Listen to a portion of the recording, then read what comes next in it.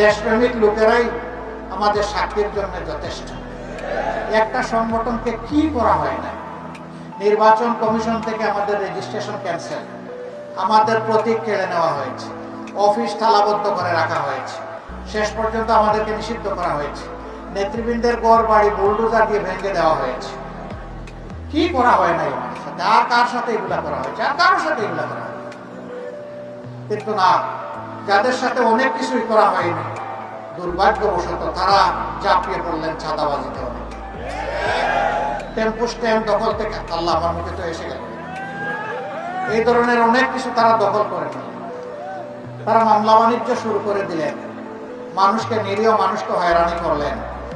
একজন লোক একটা রাজনৈতিক দল সমর্থন করে, এই জন্য তাকে মামলা দিয়ে তার কাছ থেকে খাজনা আদায় করতে হবে, আমরা তাকে ঘৃণা করি।